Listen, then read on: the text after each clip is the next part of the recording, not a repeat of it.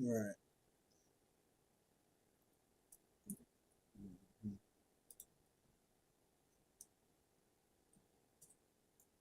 So kind of like buzz. Oh no, okay. Oh, I like that light. That was good. That was a good. When California passed a law cracking down on sex trafficking. That's awkward.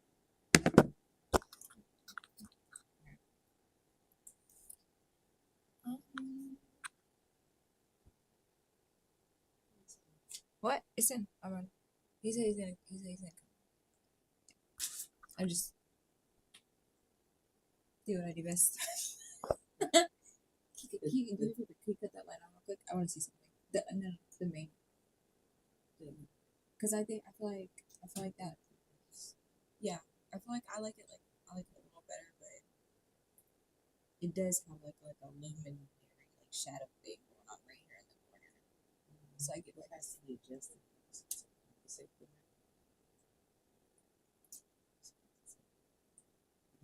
just cut it off. Seriously, because when I move it away, it goes away. And when you move it this way, it's like I'll just cut it off. Hello, hey Stanley. I saw the comment. Yeah, I wasn't here for his last ginger review. He also didn't tell me he was gonna do a ginger review, but he still threw me under the bus as though I just didn't come.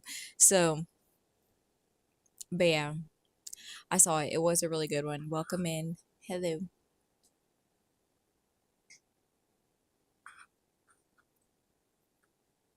And howdy, y'all.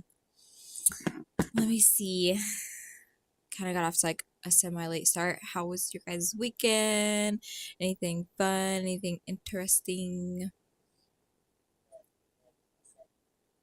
We are nearing the middle end of summer, or the middle of the end of summer.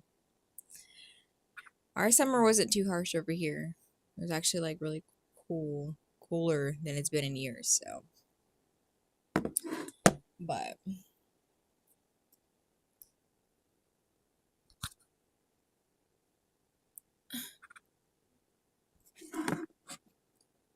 let me see.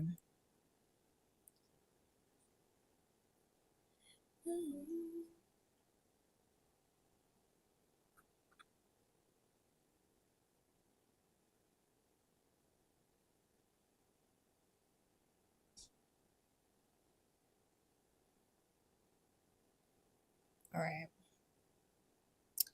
I'm trying to see who else and what else. Okay. I'm kind of just give everybody a minute to get in here.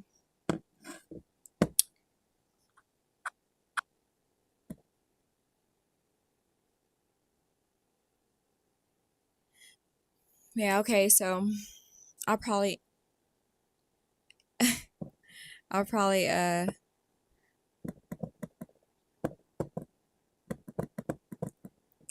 up oh, you're back. No, you're not back. Okay. Just kidding. Okay. So anyways, I guess I'll take the space and time to tell you guys. So I went and I saw the Odyssey. You know, I sat here and I asked everybody, "Oh, how was Odyssey?" Gang gang. Hey Jed. Hello. You know what I'm saying? Just doing what I can. Hey Hermie. What's up? Well, hold on, not you putting all my nicknames out there like that though. Hi Julie. Well, considering Wild Woman is very correct. I don't have an agenda. I'm kind of here. I think we may have Lee coming back and joining us, but we'll see. But as of right now, like I'm just gonna talk your guys' ear off, and we're kind of just gonna go from there. But hi guys. Hey Jed, you're in here early. I'm so proud of you. You didn't come in the last 15 minutes. Oh yeah, okay. So the thing, okay, so I went to go see the Odyssey, right? I actually got up and walked out with like 45 minutes left to the movie. Now, hear me out. Hear me out. I just feel like the film was very lazily done. Like I feel like it was lazy cinema. Um oh, okay. You're not swarming today.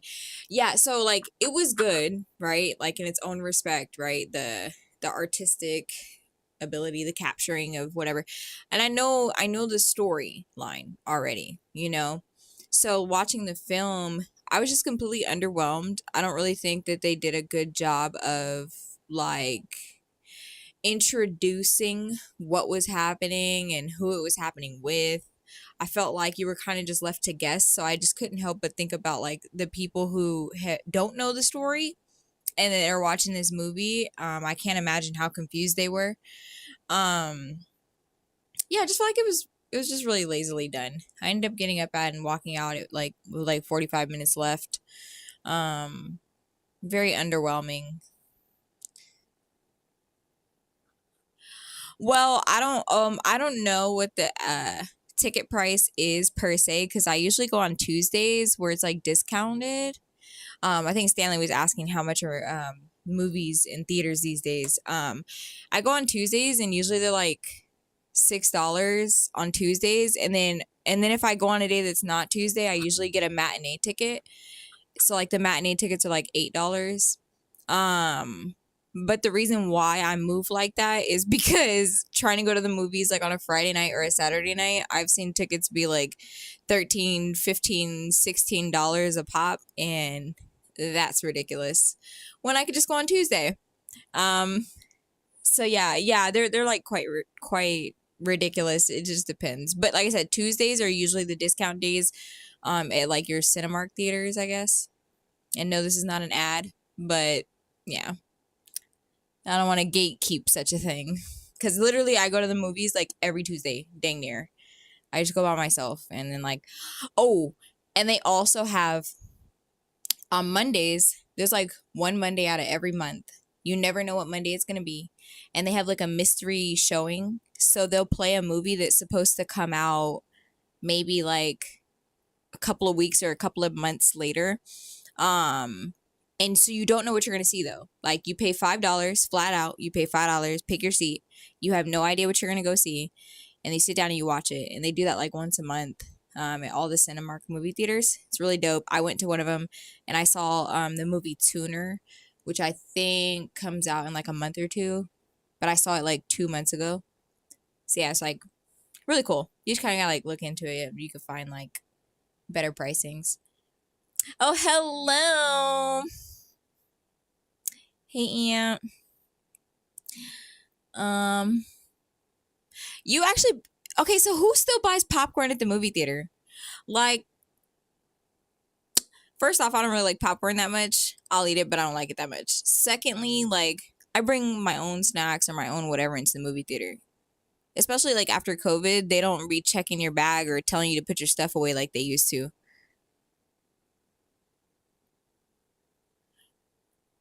Hoping for a number. No, I told you, Stanley. I think the ticket prices are like a good 16.50, $16.50. But if you go on a Tuesday, you could get a ticket for about $6. And then if you do the matinee, you could get it for about $8. So matinee just means like you're buying your ticket earlier in the day, even if it's for a later showing. So it's just like kind of like the early bird gets the worm type of thing. Let's see what y'all are talking about.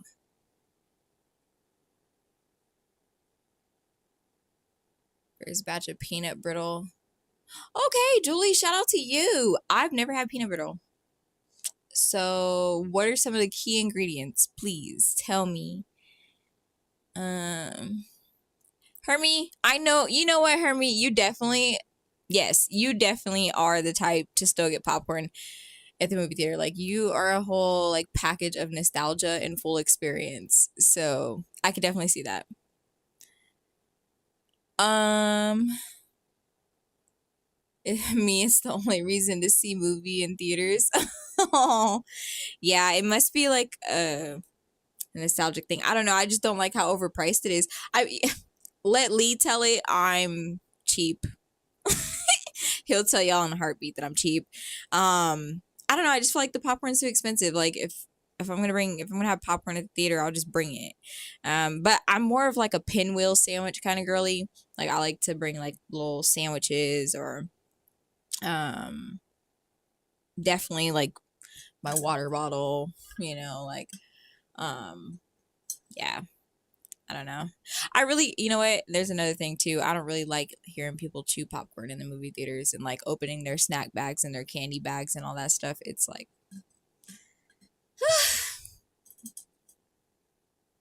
you know what, Jed? You're right. The red vines. And shout out to Mama, who's not with me today, guys, which is I'm really sad about. But she's not here with me today. But she loves red vines, like real bad. You can't have red vines anywhere near her. You can't have them anywhere near me, but definitely not anywhere near her.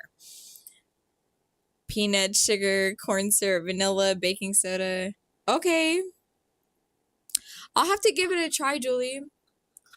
That's really nice. So like, how did you make it? Just like, does it go in the oven? Is it something that you bake, or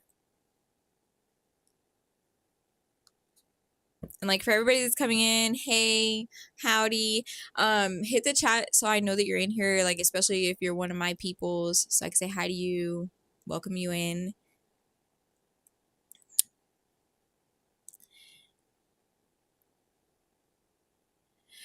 Julie, you don't know what red vines are? So red vines are basically like Twizzlers.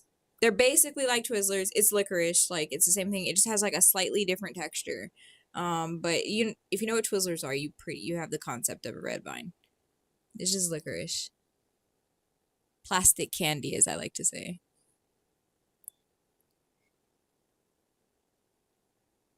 You think so, Hermie? Cause like I see like the little advertisements and stuff that they'll like pop up when you buy tickets and things like that. But I don't know. I feel like it's so like quick and so frequent. I'd be thinking it's a scam, so I don't really do it. But if you think that the membership is worth it, is it that you're getting discounts or like, well, we'll talk. You don't have to throw it in the chat, but if you want to, like, that would be a good piece of information because I literally go to the movie like every Tuesday. So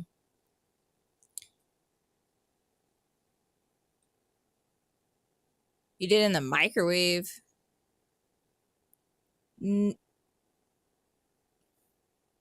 So like, did you make it from scratch or did you just like have peanut brittle and you warmed it up? Julie, last place I went, the popcorn was bad. Yeah, see, Stanley, that's what I'm saying. Is stale sometimes. They don't be putting the salt on it. You gotta do it yourself, kind of. And then they got like the little butter splishy splashy things, and it's just like so uneven. You just have all the butter at the top. You know what I mean? It's just a lot going on. Jed, you like AMC? Made it from scratch. Microwave. Be careful. A lot of Jed. I don't have a microwave, so I don't know. You made it from scratch? Okay. I would definitely so making it I probably would definitely have to use my oven because I don't have a microwave. Um so I'll just like Google, I guess, the temperature to have that at. A lot of radiation. You know, the crazy thing is, like, that's not false, but the thing about it is that we carry these phones around all the time. We have our AirPods in our ear constantly. Like, literally everything that we do touch or engage in for the most part, especially these 5G towers that they try to cover up and put tree branches on. I mean, come on. We're kind of like radiation at this point. We're our own source.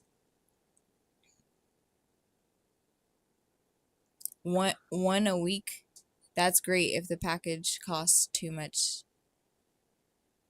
That's cool.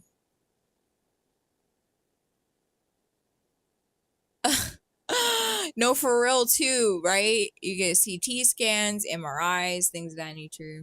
Just all kind of X-rays, all type stuff. Oh, you can't make it in the oven, so stovetop. Okay, okay. Okay. Yeah, I mean Stanley, that's like I said, that's why I go on Tuesdays because it's like way cheaper. Especially if it's something that I really, really want to see. And then like the theater is like less full and I'll go earlier in the day rather than going like opening night. Well, I did see Spider-Man on opening night or opening day. Um, but the theater still wasn't like hecka packed because we went early enough.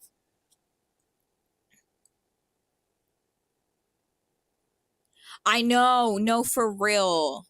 Whenever I probably should go get it because I feel like once he comes in here, I'm not going to be able to put my tinfoil hat on.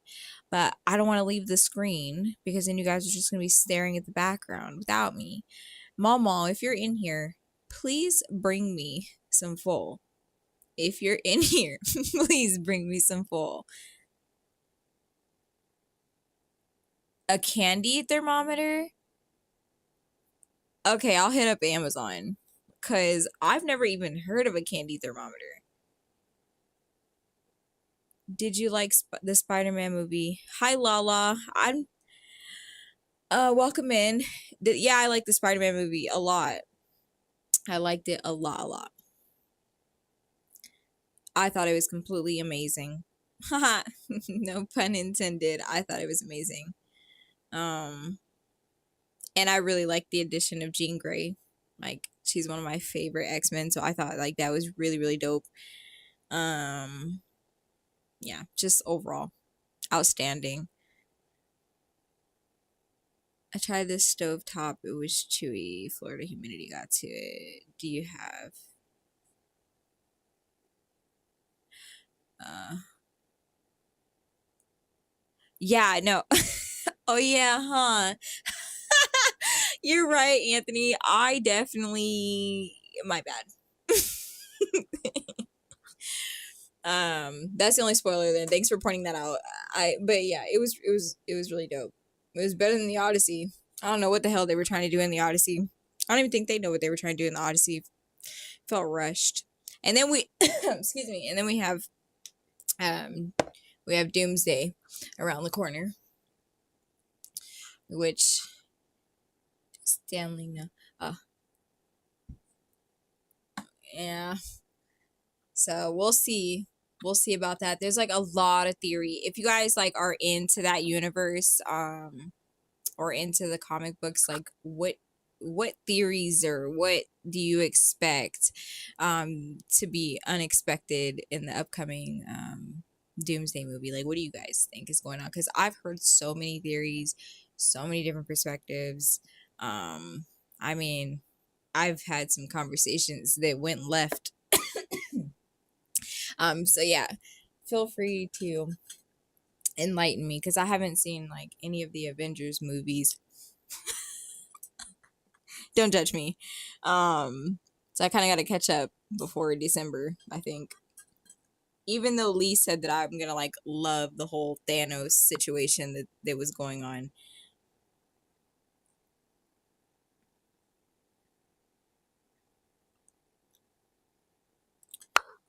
What were you watching that on, Julie? So the last movie I saw was on Child Intense. Fell asleep. Was that on like Netflix or something? Cause Netflix be going there.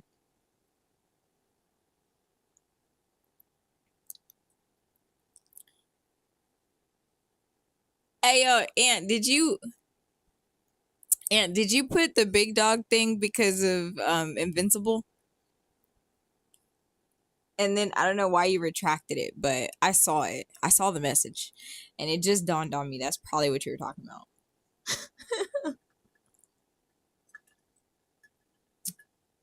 It was in the theater.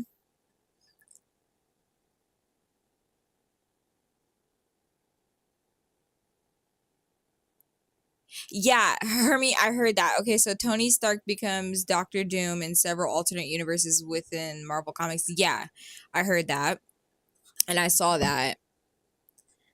And then, okay, so that's one. That is a popular one I've been hearing. And then Aunt, a typo, but is that what you were referencing when you said it? I just want to know if I'm like on the right track here. And Julie, what did you go see? I don't. And when was it? It is. I mean, it's cold in the theaters. I'll give you that. But that's why you always have to bring a sweater or a jacket, or some people bring blankets. You know. But what did you go see? That's more so, or when was it? Because that's more so what I'm trying to figure out here. Like they made a movie about that, and then when? But yeah, I heard that, and then Hermie also I heard that oh no, that's not what you're referencing. Okay. I also heard that he's supposed to, I guess allegedly there's supposed to be like five witches that he's with or whatever. And I just feel like if that's the case, it makes sense why they're pulling everybody from all these universes and like trying to bring them all together to fight him. But I just feel like Doom by himself is a problem. And then if you go ahead and put five witches together, and let's just say the Scarlet Witch is one of them. So I'm just really interested to see how they're going to pull us together. If that's actually true, I don't know. Again, this is not something I'm like 100% familiar with. And you know what? Hermie, where is Uncle Solomon? That's the question, because he's the comic book head out of the three of you, and right now there's only one of you. So we need at least two of the three in here right now. Julie, the name of the movie is called Sound of Freedom. Okay. I don't think I've ever heard of that.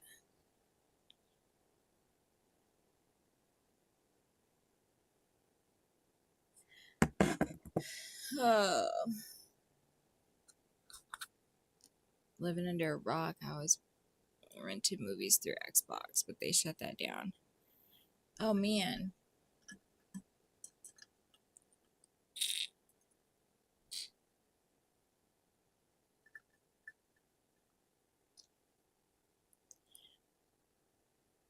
Do you think it's gonna reset MCU timeline? Doom is definitely a problem. I didn't realize how big of a problem until I kind of looked into it a little bit, and that's when I said, like, oh, okay. Yeah, it's something about an incursion, right? That's what I heard. My Marvel experience was mostly with Conan the Barbarian. I had a huge comic book collection at one time. Oh, really, Stanley? Nice. That's why I'm asking, like, where he's looking for facts. I don't think he's in here right now. But that's my uncle, and he had a huge comic book collection. I don't know if he still has it, but I know he had like a pretty decent comic book collection. So I'm like, where is he? So we have Hermie looking for facts, and then Lee. Those three, those are your guys. Yeah, yeah. See, Hermie's vouching. Yep, he is definitely the comic book head. I like DC. I've been watching the like Batman 92 series lately, like right before bed. And then I watched the Clayface episodes because they have a Clayface movie coming out. Me and Lee did a reaction video to the trailer for Clayface. I guess it's supposed to be coming out in like a month or so. And so I was like, I don't know anything about Clayface. And I was like, but I have been watching Batman. So I'm like, let me go see if Clayface is in the series. Sure enough, he's in season one, and it's a two-part. So I was like, bet. So I watched it. Now I have a little bit better of an understanding of who Clayface is. And so I just watched like the Catwoman one, like where he meets Catwoman, Two Face.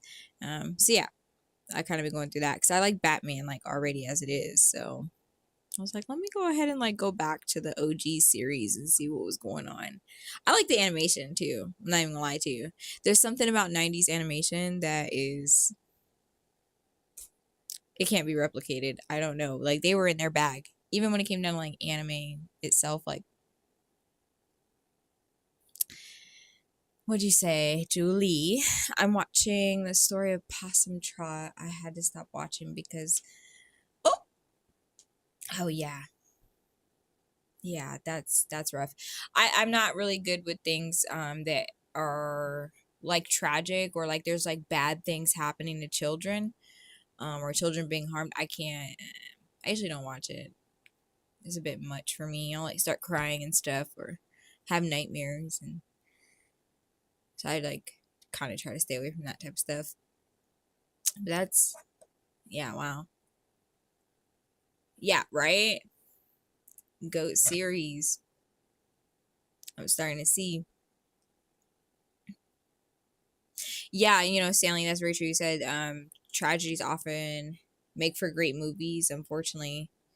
I think just anything that's like tragic or anything that has like some type of impact and it's like negative or, I feel like as humans we're actually drawn to that. Um why? I don't know. Like fascinated by it. But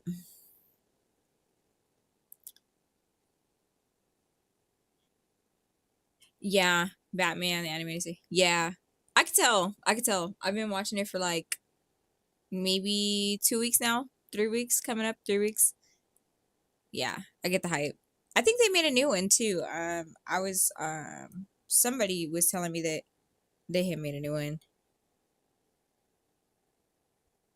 Only Marvel, I think it's Marvel is the Punisher. Yeah, the Punisher is Marvel. How do you know who the Punisher is? But like, and that's it. Well, Julie, I know you know. I know you know who Spider Man is. Julie, there's no way. I know you know who Captain America is. Like, come on.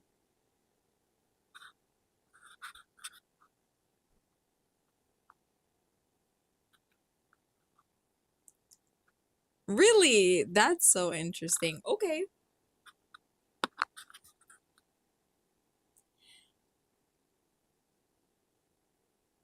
Okay.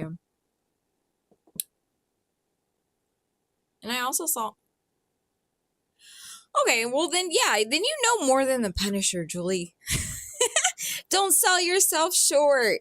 Not in this comic book realm. You, as a girly pop, we have to name all the characters we know, even if we don't know what we're talking about.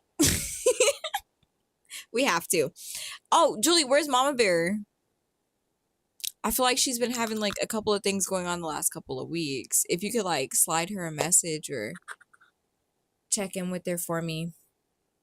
And then whenever Lee slides in here, like I'll see if he can maybe email her, see where she is.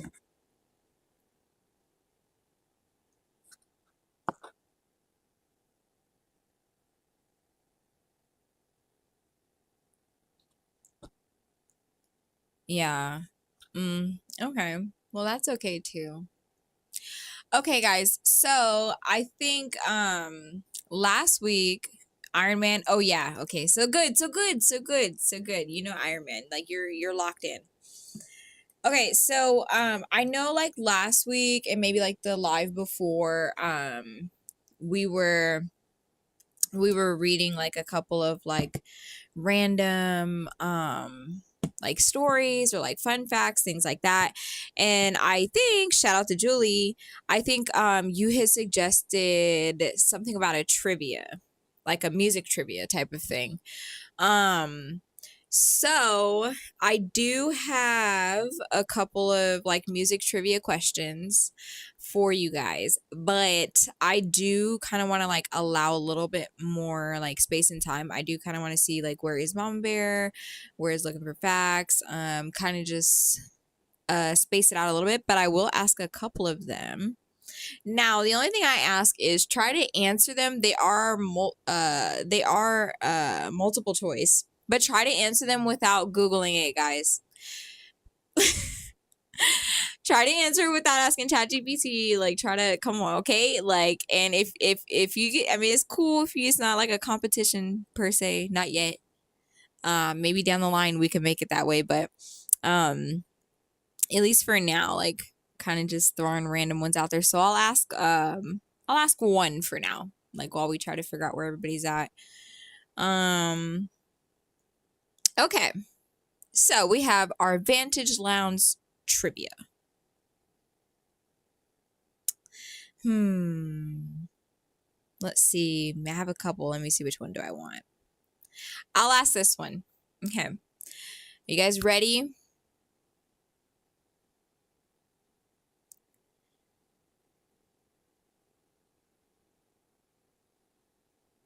So we have, which Beatles song was their first UK single? Is it A, Please Please Me, B, Love Me Do, C, She Loves You, or D, I Want to Hold Your Hand? Again, the trivia question is, which Beatles song was their first UK single? First UK single. Is it A, Please Please Me, B, Love Me Do, C, She Loves You, or D, I Want to Hold Your Hand?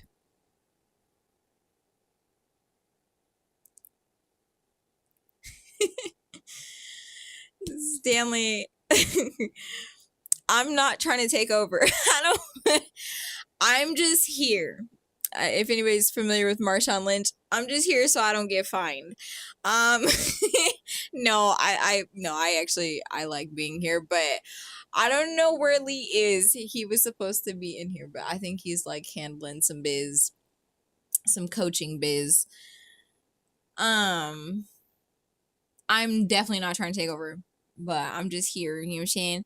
And if I would have known, I would have grabbed my little booster seat because I'm kind of sitting a little low today, but that's okay. Okay, so Julie, you think the answer to which Beatles song was their first UK single? And so your answer is From Me to You.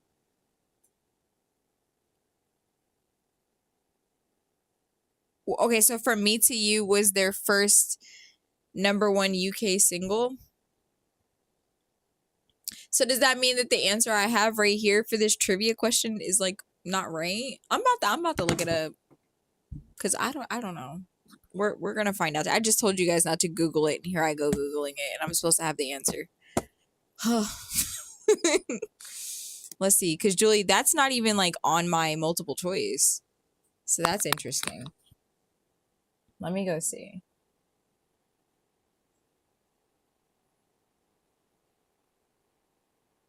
Okay. Um,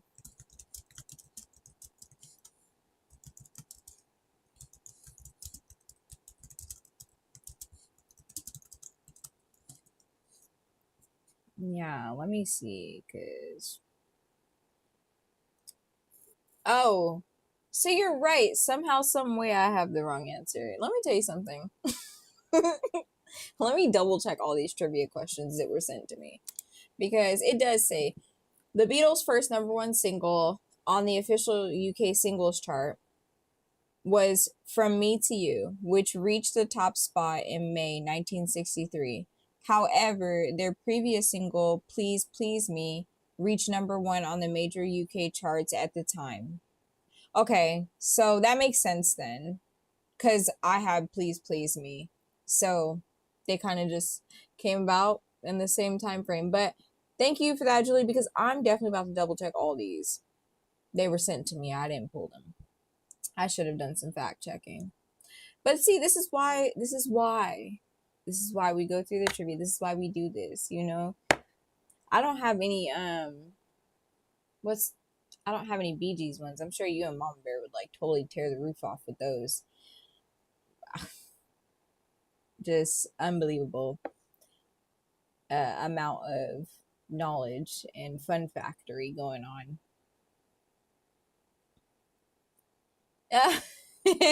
Yes, as you should. Thank you for that. Yeah. Uh oh, I'm just seeing this. My friend's mom. You don't like the Bee Gees? Why for some reason did I think that you did? Or was I getting you mixed up? I think this is like during the time that I was getting you mixed up with Hippie Joe. Speaking of Hippie Joe, where is Hippie Joe? We haven't seen Hippie Joe in a while. I hope everything is okay. Yeah, Julie, did you message Mom Bear? Um, but yeah. Yeah. All right. So, let's see.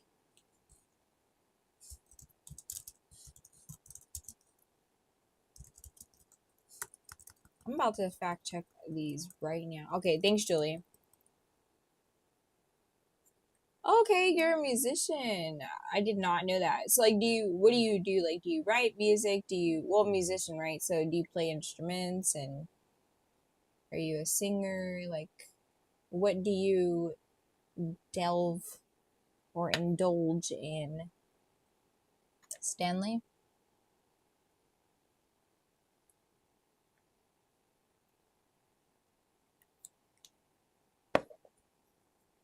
And if you play instruments, which ones do you play?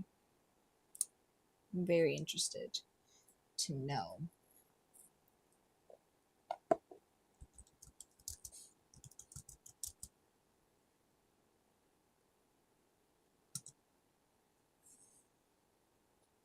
Let's see.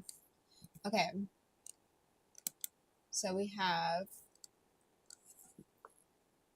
I'm about to double check all of these trivia questions. I ain't gonna lie to y'all. All right. You guys are gonna double check them with me at this point. Because what? So we have. Okay, here comes the second trivia question. Ready, set, go. Okay. So we have Elvis Presley won 3 competitive Grammy Awards during his lifetime. What genre were all 3 associated with? Okay. So we're talking about Elvis Presley. We're talking about the 3 Grammys that he received and the genre for all 3. It was the same. So was it rock and roll, country, gospel, or the blues? So again, trivia question. Elvis Presley won 3 competitive Grammys. The genre for all 3 were equally associated with rock and roll, country, gospel, or the blues.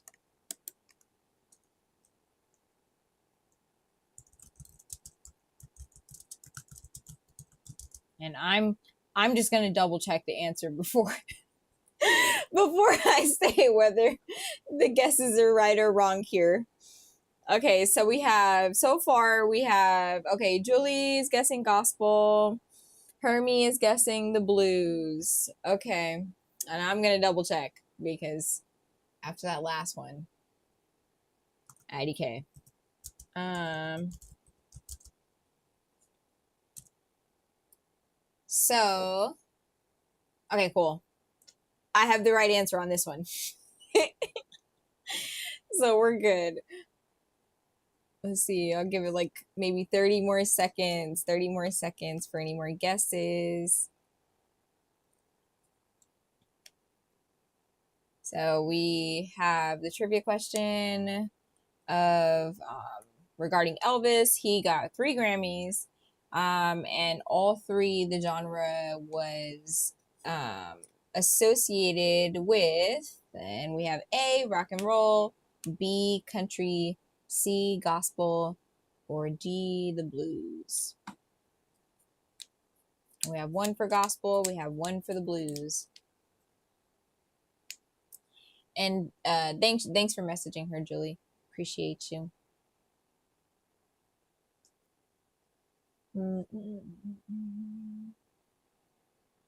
All right, drum roll. So apparently, I did not know this, but apparently it was in gospel. So Julie, you have yet again gotten a correct answer in today's trivia game. Yeah, so apparently, all three of Elvis Presley's competitive Grammy Awards were in the gospel and inspirational genre rather than rock and roll. So, it was for his Grammy winnings were actually for 1967. In 1967, Best Sacred Performance for the album slash song "How Great Thou Art." And then in 1972, Best Inspirational Performance for the album "He Touched Me." And then in 1974, Best Inspirational Performance for a live recording of "How Great Thou Art." I think Lee and we did a reaction video to this song, "How Great Thou Art," and it was a really very powerful song, lyrically and sonically, yeah. And we had talked about like how it sounded like he should be singing that song, and I was thinking about like how who else would have sung that, it just sounded like it was something that he should have been singing. So I could definitely see how he got 2 Grammys off of that. Hey, Unc. Yeah, you're late to the party, but I'm glad that you made it. It's still a party nonetheless, even if you're late. So welcome. And we're just having like a little trivia, like a little music trivia thing going on right now. Featured with some fun facts after we find the answer. Thank you. Thank you. Hermie, guess what? Guess what, Hermie? Mama was looking out. I don't know which way I want to wear it. Oh, boom, there we go. We have it. All right, I'll put that on over there. Oh. All right. Welcome in, Uncle Solomon. I've been asking for you. I've been trying to figure out where you were at, what's going on, because we were talking about Marvel and DC, and I was trying to tell everybody that, like, you're the expert. You have a million gazillion comics. So, yeah. But welcome in. But yeah, so, yeah, anyways, like I was saying, I could definitely see how, at least 2 of his 3, Grammys came from that song alone, or just off that album in general. Carrie Underwood. Oh yeah, it is. I know, right? No, for real, because I've been talking about making one, but I never get here with enough time to do it, and I'm like, why haven't I just made one at home? Which I think I'm gonna do, because I'm gonna spruce it up a little bit. But this is gonna be just fine. I kind of look like in those movies, like when they go to war and stuff, and like they have those little like I feel like I kind of look like that, but you guys get the point. Oh, really? Okay, so Stanley's saying that was the first Elvis song he heard as a child, and then his mom was crying, explaining it. A good moment to learn as a kid. Yeah, for sure. When I was sitting there and I was listening to it with Lee, like he was having this like epiphany moment of like, deep appreciation and like the depth of the meanings of, and so he wasn't crying, but I'm sure if he could have, he would have. But yeah, the song's like really, really deep, very beautiful, very beautifully written, beautifully sang. Oh, shout out to Looking for Facts for the super chat. Thank you. Hey, thanks. I'll tell Mama. Mama made it. She's a real one. Thank you. But what is that little character? He's like, he looks so cute. He's like shaped like a little pear with a cape.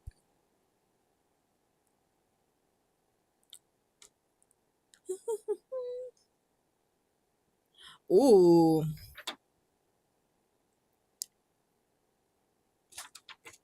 Oh, it looks like we got some I'm like kind of reviewing what else was dropped off with the full hat. And it appears that We got some Stanley Kubrick on the way.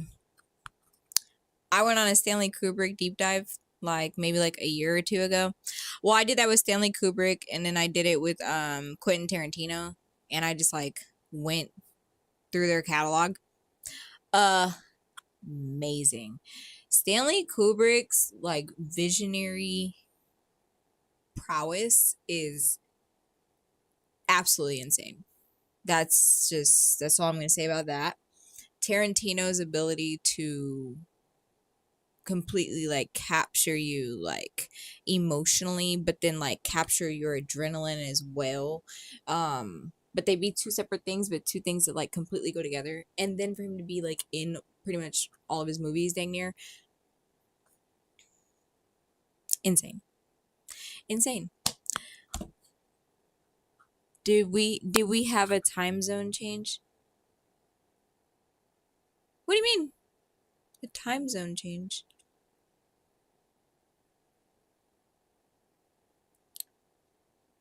I'm confused. Oh yeah, we did a reaction for that one as well. I think that's like, I want to say that's probably the first Elvis reaction we did was to In the Ghetto. What do you mean a time zone change? I don't know what that means. Stanley 80K. Okay. All right. So perhaps now we can go. I think I have like one more trivia question. Let's see. Okay. You guys ready? I have another one. So we have, which artist wrote Nothing Compares to You before, I don't know how to say this person's name. Is it Sinead O'Connor? Forgive me if I'm saying this person's name wrong. I don't know how to say that. But okay, so the question is, which artist wrote Nothing Compares to You before Sinead O'Connor made it a worldwide hit? Was it A, Michael Jackson, B, Prince, C, George Michael, or D, Stevie Wonder? Okay, the question is, which artist wrote Nothing Compares to You before Sinead O'Connor made it a worldwide hit? Is it A, Michael Jackson, B, Prince, C, George Michael, or D, Stevie Wonder?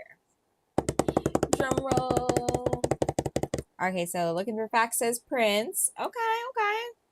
I'll give it about 30 more seconds, 30 to 45 more seconds, see if some more answers come in.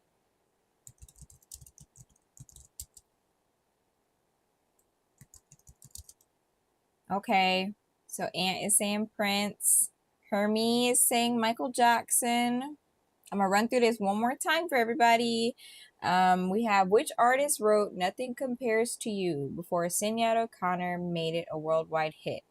Was it A, Michael Jackson, B, Prince, C, George Michael, or D, Stevie Wonder? Got about 15 more seconds. And within these 15 seconds, I'm about to double check the answer I have right here because Julie pointed out that that first trivia question didn't have the right answer even lined up on the multiple choice. So bear with me. But it seems like everybody's leaning towards Prince.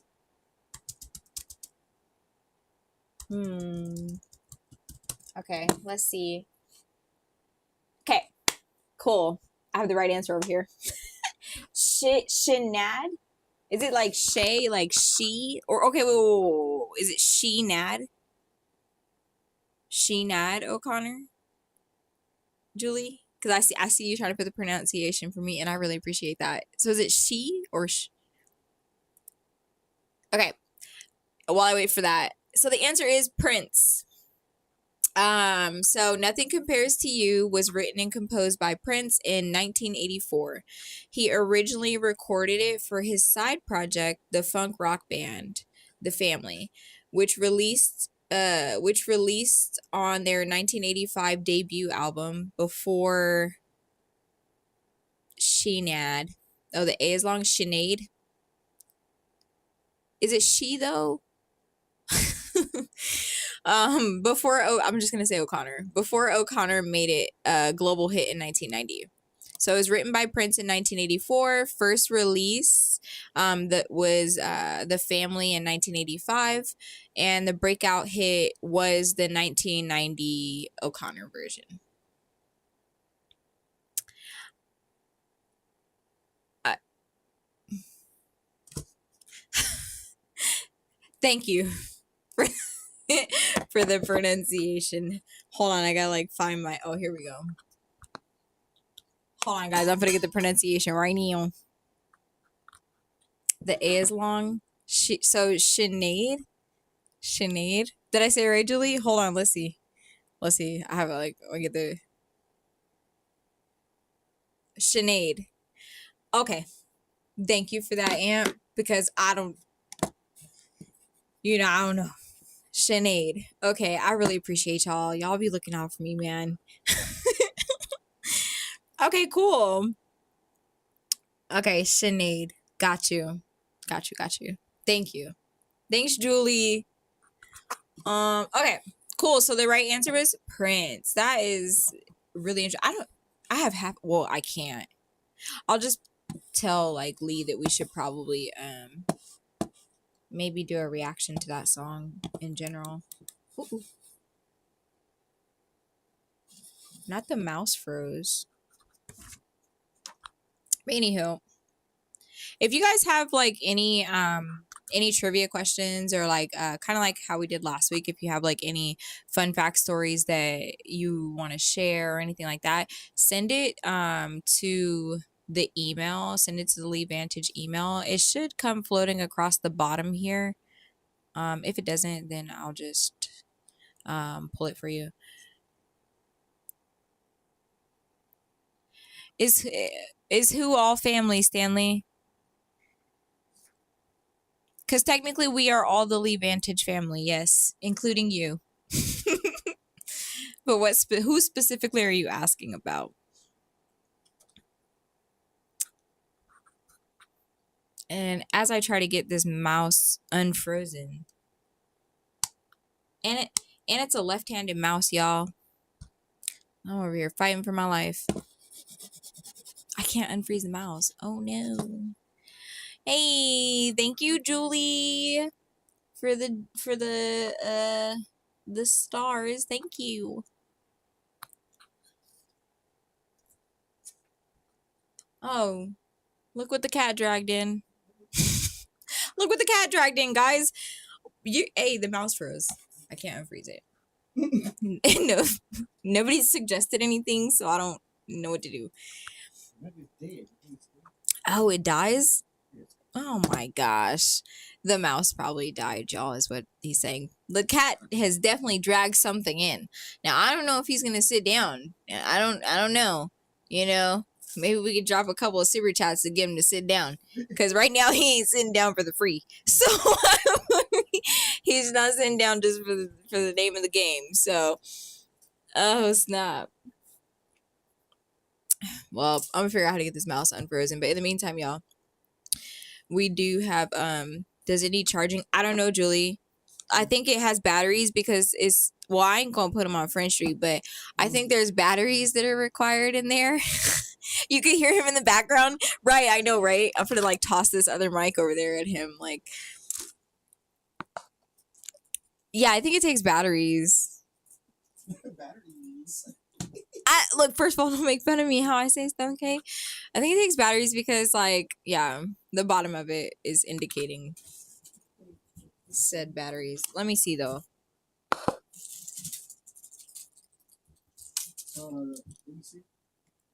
Here you go. Okay, he's gonna get that situated, and once that's situated, I'll go into the email and see if anybody sent you anything. And if you did send something, just let me know in the chat or via super chat, and let me know so I know what I'm looking for. Okay, looking for facts will BRB. Okay, see you when you get back. Uh huh. Oh, Yeah. you tell him happy birthday? Oh my. Is it today or tomorrow? Today. I thought it was tomorrow. Herman's Herman is tomorrow. I knew it. I thought one was on the 17th and one was on the 18th though. See, I'm like always a day off for every like Man, yo, TT. I knew his birthday. I just thought it was today or not today. I thought it was tomorrow, and I thought that Hermes was. Hey, happy birthday, Hermie! Ahead of time, old man. And then when Looking for Facts comes back, I'll tell him happy birthday too. But shout out to y'all, you know, Leo gang, gang, gang. You know what I'm saying? Y'all are cool. But happy birthday.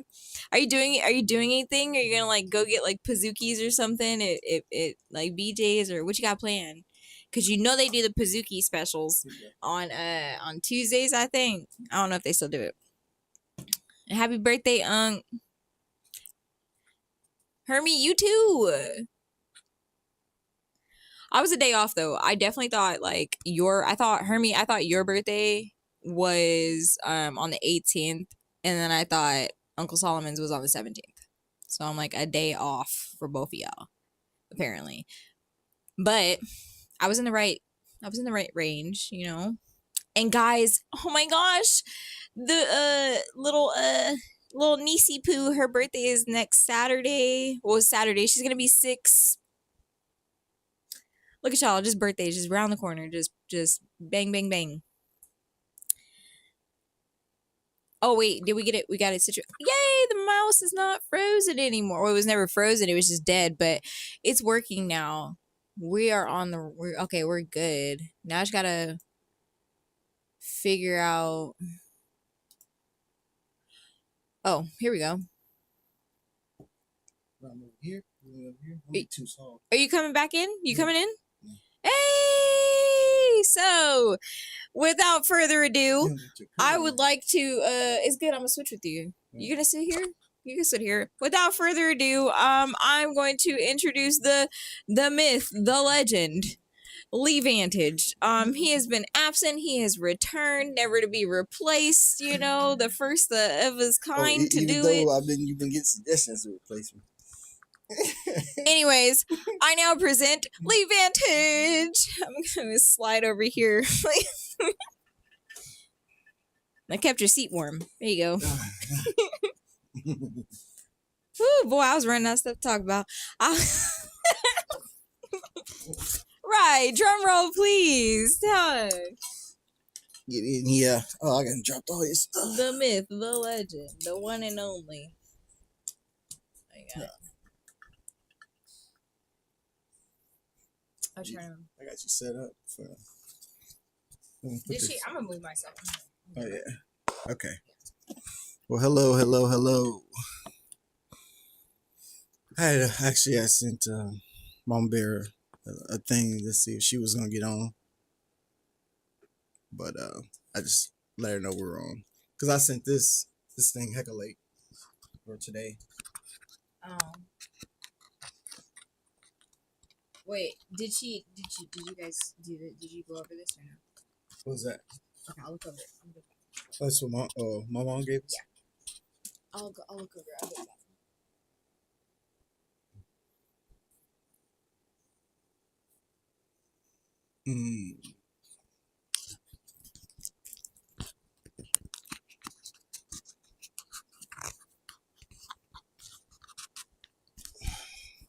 Well, hello, Stanley, Miss Julie, Herm.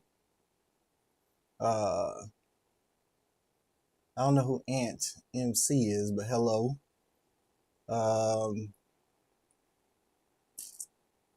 All those in the chat, all those are watching. I have been out. If you hadn't noticed, of course. Very, very, still down because I got these kidney stones. And they ain't passed yet. So, been medicated and drinking a lot of water. Trying not to get in and take so many, breaks, having to go to the bathroom constantly. So I just let Mama Bear and Big Head take over. Thank you for that, my brother, and happy birthday. I sent you a birthday thing. You ain't say nothing back. I don't know if I sent it to the wrong phone. But I sent 3 a.m. too. Um,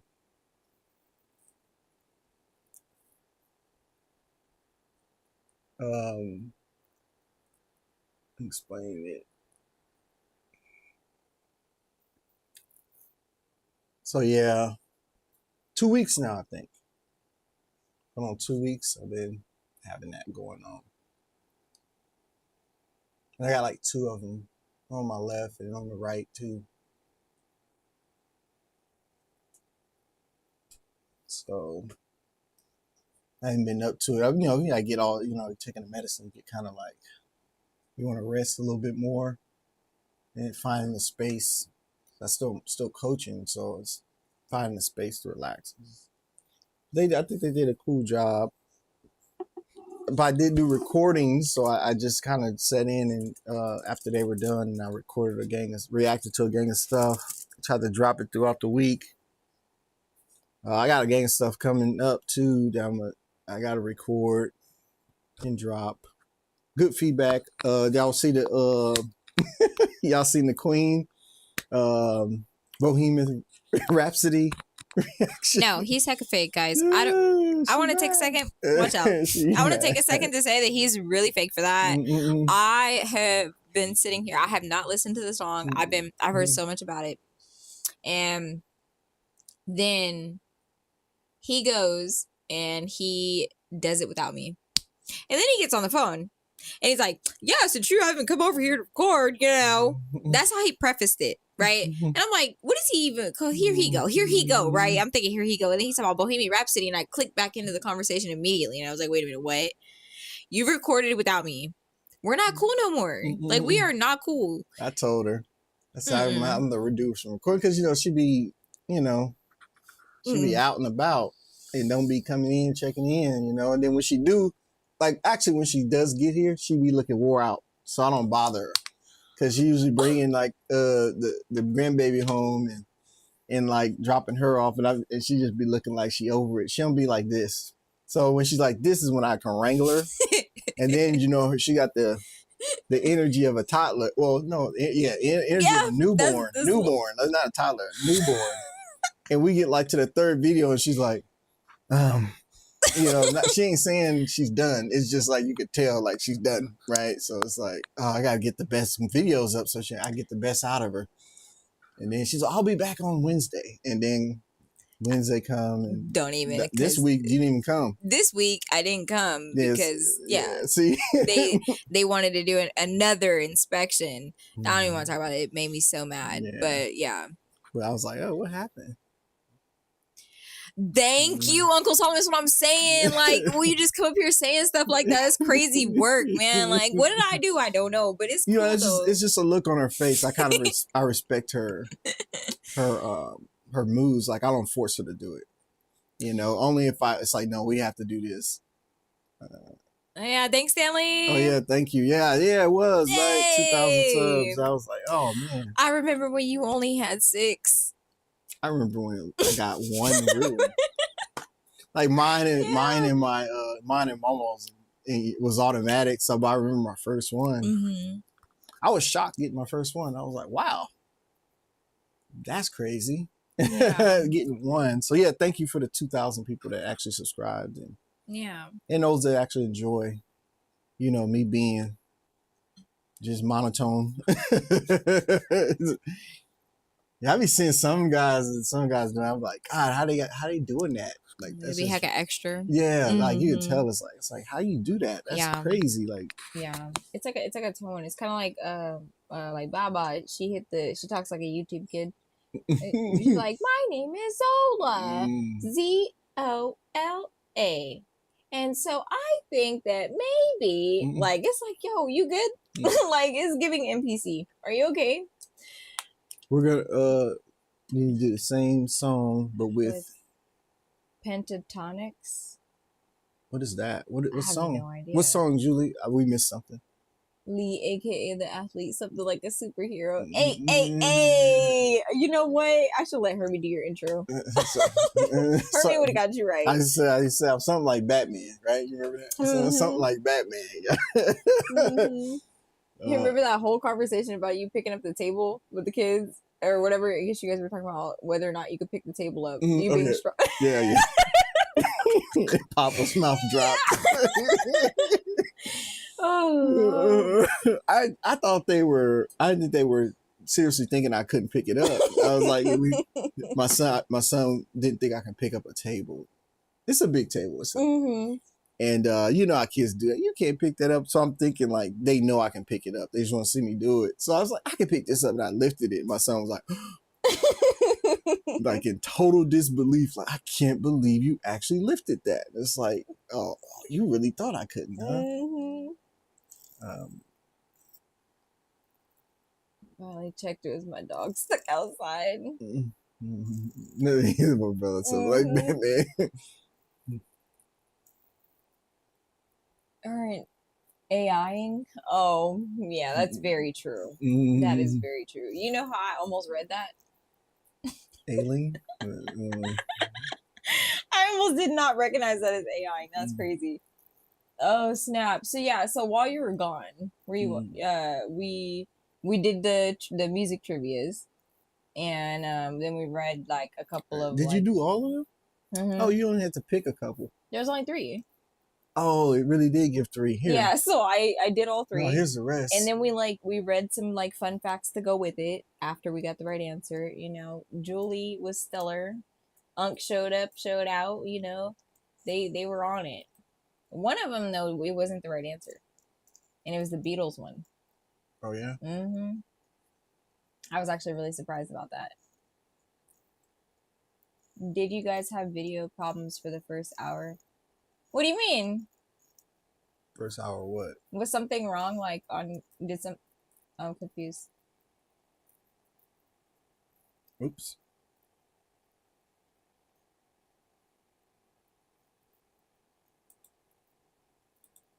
For this? He's talking about this, the stream. It only gave me 3. So yeah, like, this is all I was supposed to do. Oh yeah, it only gave me 3. It gave me the Beatles, the Elvis, and then we read about the Elvis, like all what the 3 Grammys were for and stuff like that. Yeah, I like went into like little fun facts after each one. But yeah. Did you guys have video problems? Video problems? What do you mean? We didn't have any video problems. The first hour was just me, like, until he came. But I don't know, like, what he means by that.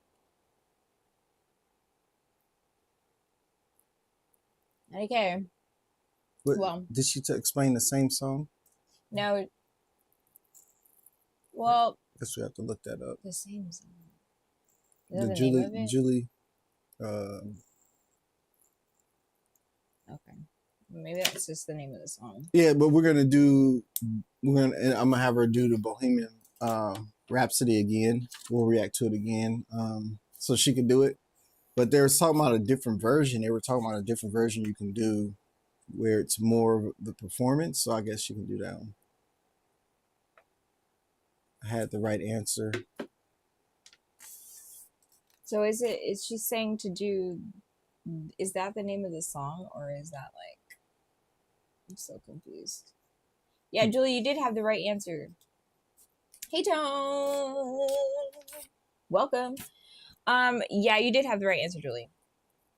And it was an answer that wasn't even a part of the multiple choice. Oh, her story time with the Temptations. Yeah, we can. We just have to like open up the email, but that's what I was trying to do when you came in. Oh. Trying to get into the story time. Yeah, we could. Here? We just have to pull it. Right there. Just hit the mail. And then you go to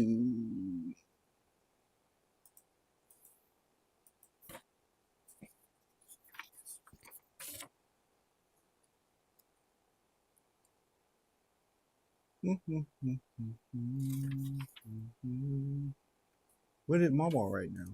She gave me a conspiracy theory about like Stanley Kubrick's um cryptic like encoding hints within The Shining that were alluding to the faking of the moon landing. So that's why she gave me that in the tinfoil hat, because I was on here talking about, can you bring me the foil hat? I forgot the foil hat. Mama, if you're in here, bring me the foil hat. And then she brought me it. So the dude, the one who wrote China, thinks the moon landing was faked. He think it was faked. He's saying it was fake, the moon landing. Essentially, yes. Yeah, he's saying yeah. And then there's like hecka hints throughout the movie of The Shining. Right. So it's like a bunch of like the primary things that were alluding to that. Yeah. There's a lot of stuff there's a lot of stuff they did up there that is unexplainable. There's no way it could have happened. Like you know what I mean? Like there's no way. Here's Herman's stuff. There's no way they could have filmed the thing taking off and the camera is following them as they leave or land. And then you're calling from space. Yeah, and, that's the one that I be saying all the time. And he's on a landline talking to you, like come on. but we lose reception in the mountains, and there's satellites up there. Yeah, we still can't make phone calls like that. Oh, here goes Jed. I've been waiting on you, Jed. I know this is Steez. What y'all think about the Lindsay Clancy case? I feel like I just got asked that the other day, and I have no idea what that is.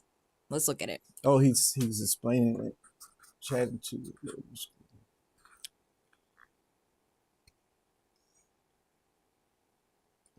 loading screen. I don't know, because I know some. Oh, it is a loading screen.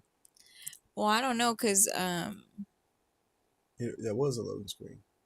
Yeah, you're right, Stanley. I seen it. Has it been that way the whole time? I don't know. Everyone's been talking. Yeah, and like I had somebody in there that could see me. So I don't know. Okay. Yeah, is that cool, Stanley? Now, it was showing it was buffering or something.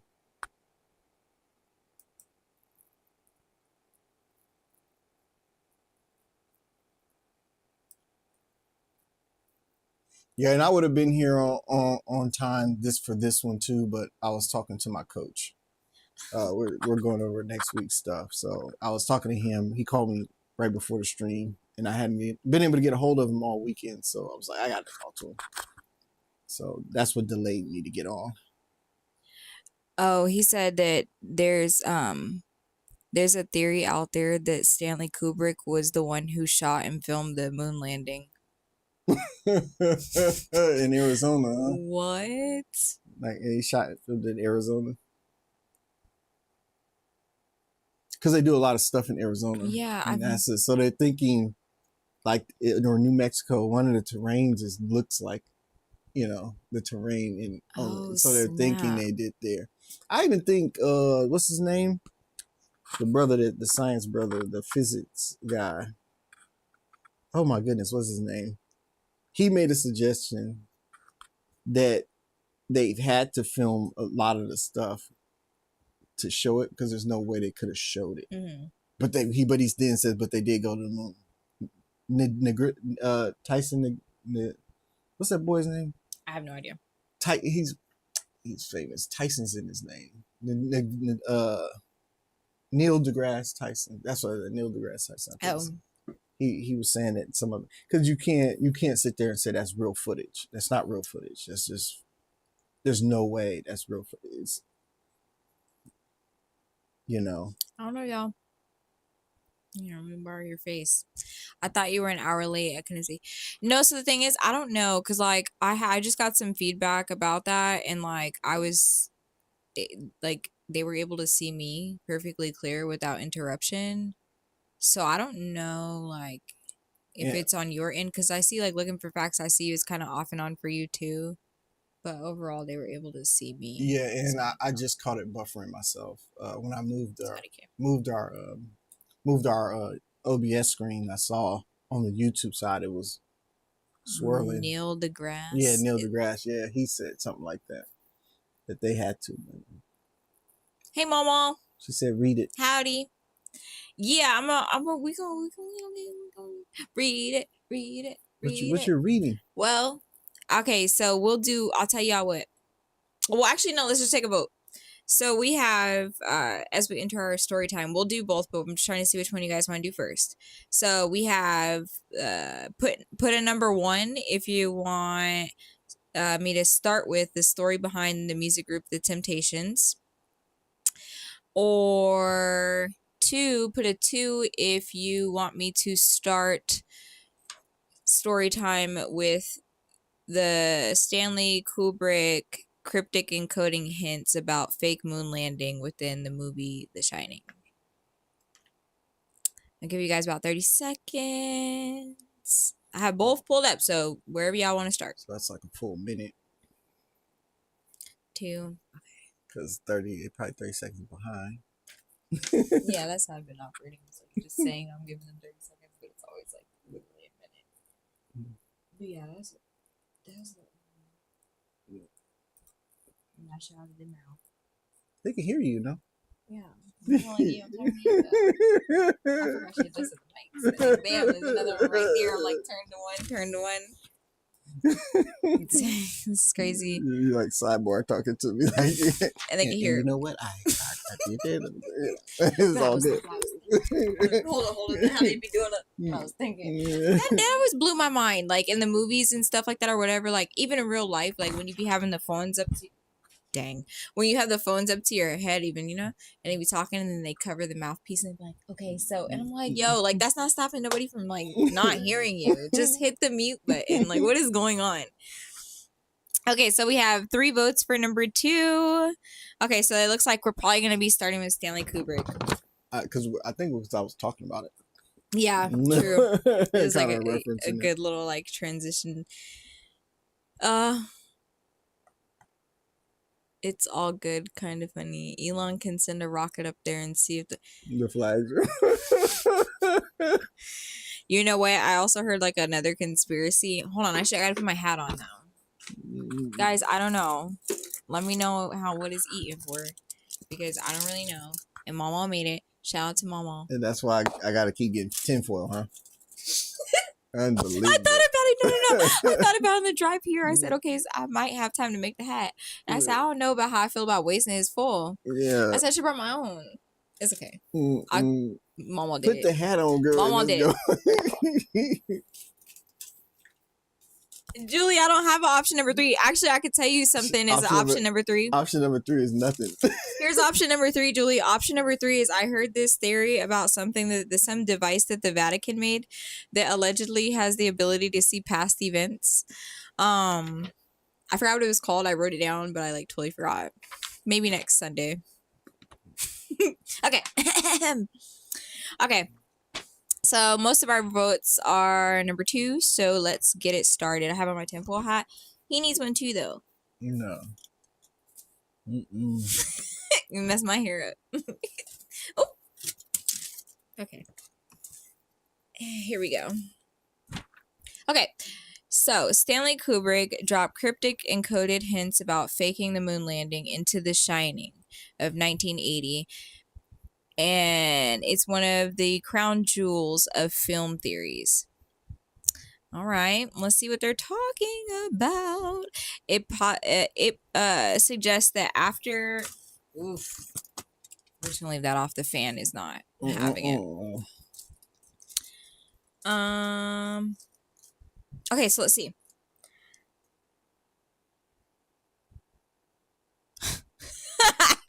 No, for real. And probably wear it on a red carpet. We'd be rich. Just... He said Will Smith's son would pay good money for that hat. Because he always has like some ridiculous like literally cardboard house hat thing or whatever. That's a good one, Tone. Okay. How your kids get weird like that? That's, boy. I mean, and Paul Mooney used to call it. He called it Holly Weird. All right, so let's see. So proponents of the theory point to a series of specific uncanny visual details throughout the film. So now we're going to name a few. So we're gonna walk through a couple of like visuals that were supposed to be like hints or symbolisms or things of that nature. So first off, we have Danny's Apollo 11 sweater.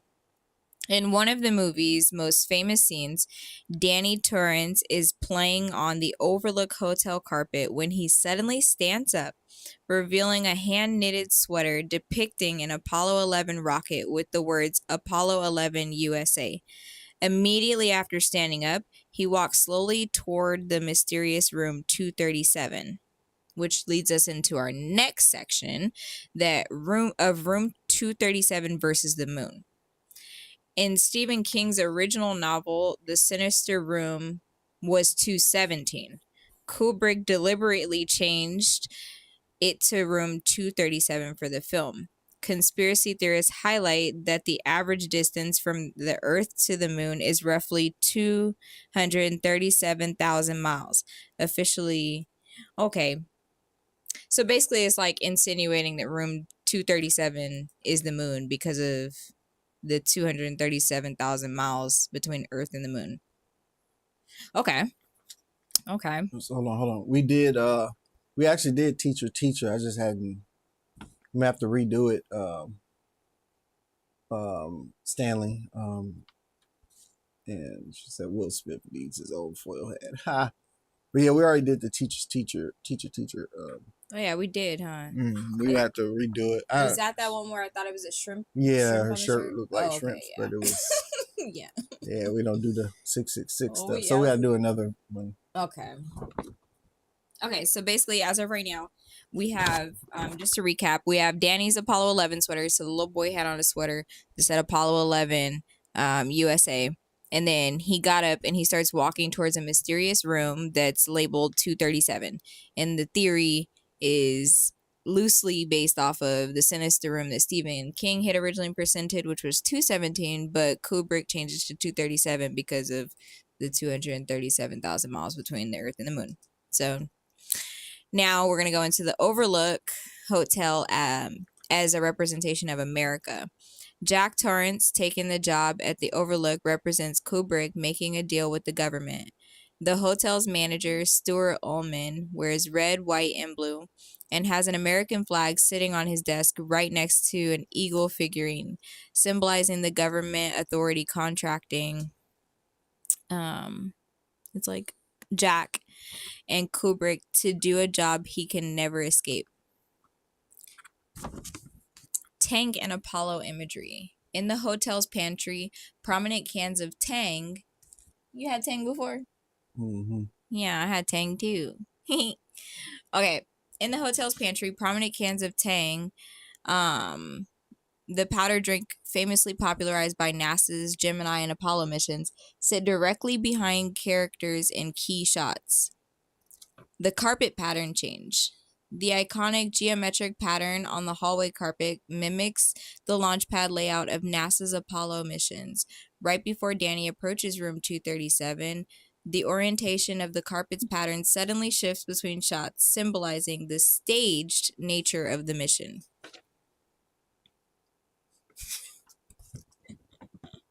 That's really interesting.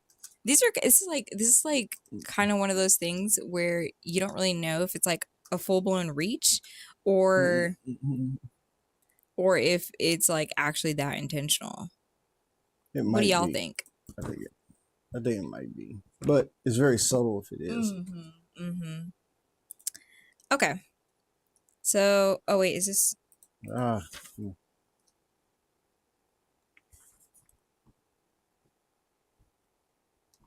Okay, so we have the climax and the real world legacy. The climax of the theory suggests that Jack Torrance's descent into madness mirrors Kubrick's own guilt and mental toll from maintaining the cover-up. So is this kind of what you were saying when you said that there's a theory that Kubrick recorded is the one that recorded it?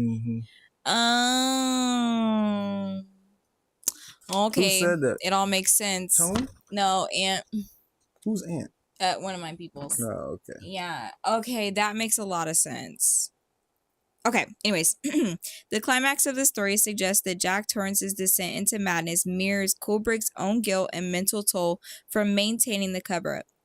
When Jack furiously screams at Wendy, "Does it matter to you at all that I signed a contract with my employers?" Theorists argue this was Kubrick's venting his frustration over the non-disclosure agreements he signed with the military and NASA. While Kubrick's That is a estate, long story. while Kubrick's estate, his family, and his longtime assistant, Leon Vitale, have repeatedly debunked the theory, attributing these details to coincidence and thematic artistic choices. The incredible precision of Kubrick's cinematography keeps the legendary urban legend alive decades later. Interesting. So he filmed the fake moon landing, allegedly, and then he turned around and he made The Shining and put like in a whole bunch of like just a whole bunch of truths that he can't just outwardly come out and say, but be subliminal about. Crazy work.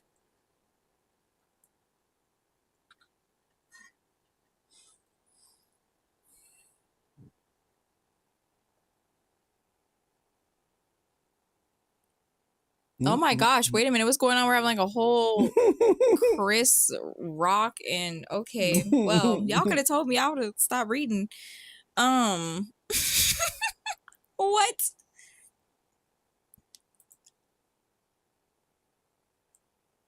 Talk about them kids.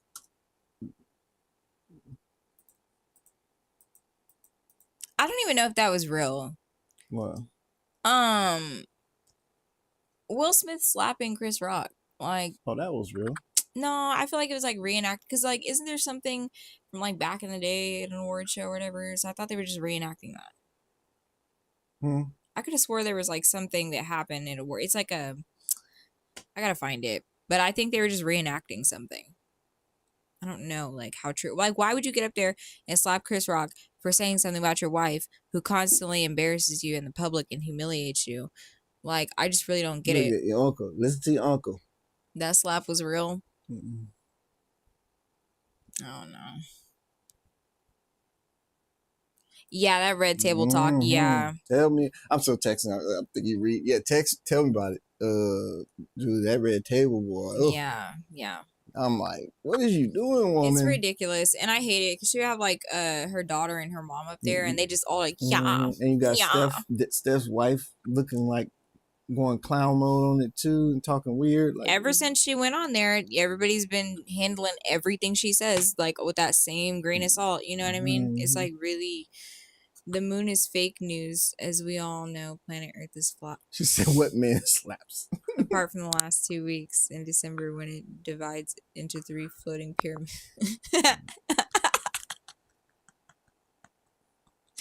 Tone, here, you can wear the hat. You can wear the hat, Tone. You got it. 3 floating pyramids. Tone went on one on that one, huh? The moon is fake news. Oh, snap. As well as known planet Earth is flat, apart from the last 2 weeks in December when it divides into 3 floating pyramids. I've never heard that. They go talk about excuse the language after you already put it in here. Looking for facts. What you told me last week, potty mouth. No. Julie said it was real. Okay. We're gonna go ahead and get Hermes' story in about the Temptations before we let y'all out of here.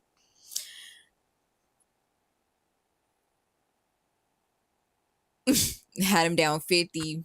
Yeah, I'm down a lot. And then the whole August Alsina situation. It was just a lot of this is like all that's what messed me up. Like your son's friend. Oh boy, that's just you on another level of weird. Yeah, and then on top of it, the son's like running around. He's actually really, really talented, by the way. But he's running around doing a whole bunch of I don't know. I'm just wondering, like, how is you kicking with homeboy and he doing that? Like, what's your conversation like with him? Yeah, me and your mom's just, Probably just about like boots and music. They're weird. It's just strange, man. I don't know. Yeah, man. I'm gonna go ahead and go to bed. While your mom hugged up on the dude while your dad is out.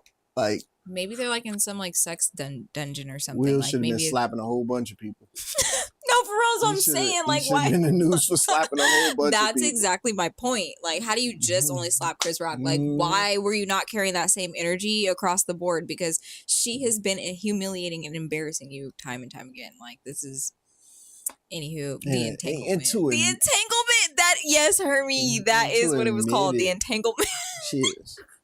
She admitted, like almost halfway grinning, like, hey, that's not cool. That's not cool. What are you doing? You know, but you'll be surprised, you know, how many married women like do stuff like that. So, IDK. The moon is old news. Let's talk about the idiots that wanted to go to the No, for real. For real, Julie is medieval. For real. Julie medieval. I've been saying that for so long. Like, that has to be a lie. There's no way. There's no way. There's just no way at all. Oh, she went there. Yeah, Julie. No. I think it's a lie. I think it's a lie. I didn't when Like, I heard it. I didn't think it was real. I said, no way they did that. Yeah, there's no way. And then they just went left on how poorly built it was and all that. I'm like, and they actually got in it with video game controllers to like control the. No. And you're worth billions of dollars. All of you are worth billions of dollars. I'm going to buy a submarine. I'm gonna start everything off. I'm gonna buy a U.S. commissioned submarine, and then I'm going to spend money on getting it retrofitted. Maybe I'll change the screen. Maybe it's not touch screen enough for me. You know what I'm saying? I'll make little what do they call that when you customize the interior? Mm-hmm. I'm customizing interior. We got a nice little fox feather little rug on the ground. Like, I don't know, but I'm not about to just go essentially in a soda can. No. Oh, it's people doing crazier stuff, man. No. Like, is there a documentary on it? Oh, wow. Where is it at? What's it called? Where can we find it? Will started off with the wrong guy. The rich cats, yeah, Uncle Tom, we're talking about the billionaires that went down there. Yeah, Julie got us on that one. They said they had the old Sega controller on a deep dive. It was sick work. No, for real, that's what I said. I was like, y'all know, I know y'all lying. And then they said, oh, well, you know, we could hear like tapping noises, you know, so maybe they're still down there. That's some Sharks fans tapping on the material swimming by. That man ignored every safety protocol known to man and fired anyone who presented data saying it wouldn't work. Oh, just like those people that got stuck in space? Are they even out? I don't know. Were they ever there? I mean, let's ask the real questions here, guys. I think Neil deGrasse. Who was Neil deGrasse? He's what everybody be following. They always Who is go Neil there. deGrasse? I gotta look this up, y'all. It's a brother. He's smart, but it's a brother. He said technically, he's like uncovering a lot of stuff, but he's so science rich, right? He's like, technically, they're not in outer space. Yeah, I don't think so either. No, they're still in Earth. You gotta remember, they just made the moon part of Earth's atmosphere. Yeah, they just incorporated the moon part of Earth's atmosphere. Why? Because to like then say that they actually did go. No, wow, this is you gotta think about it. The Bible has all this stuff encompassing in the Earth's atmosphere, and then science tried to separate it, but now they're still saying it is because they were saying the atmosphere reaches further than what they anticipated because it's always moving. Once you do more research, all the information changes. People think the information is solid. It's solid for that one learning period until something new is discovered.